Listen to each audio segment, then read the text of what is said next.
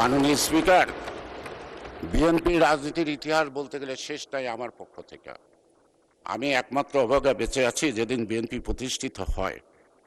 সেই দিন শহীদ জিয়াউর রহমান রমনার বটমূলে অনাড়ম্বর পরিবেশে তিনি বিএনপি ঘোষণা দেন।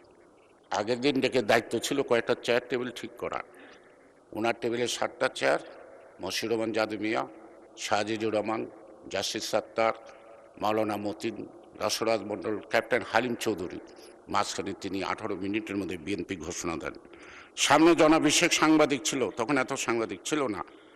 যাওয়ার সময় আমাকে বললেন ওনাদেরকে একটু চা খাওয়ার। আমি বিএনপির জন্ম দেখছি, আমি হতভাগা বেঁচে আছি জন্ম যে দেখছে।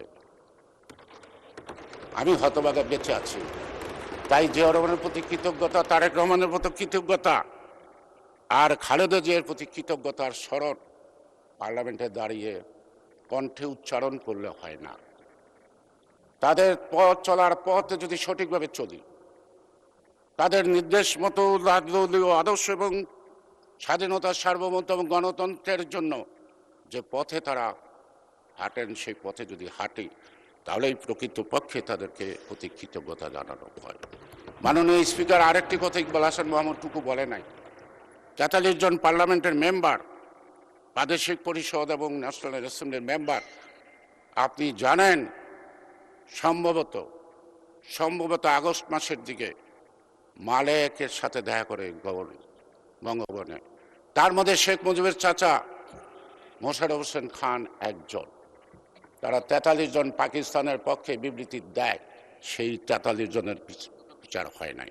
মাননীয় স্পিকার, আমার মুক্তিযুদ্ধের সার্টিফিকেট নাই, আমি দাবি করি না। কারণ যুদ্ধের পর একজন মেয়ে আসলো ভর্তি হওয়ার জন্য। আমি বললাম কোনো ক্রাইটেরিয়ায় তোমাকে ভর্তি করা যায় না। সে বলল আমার কাছে মুক্তিযুদ্ধের সার্টিফিকেট আছে। তখন তার বাবা কলাবটার একটা জেলখানায়, আমি হতভম্ব বললাম, আমি তাকে ভর্তি করে দিলাম। আমি আমার সার্টিফিকেটটা ছিঁড়ে ফেললাম। আমি মুক্তিযুদ্ধের বিনিময়ে কিছু আশা করার জন্য বাংলা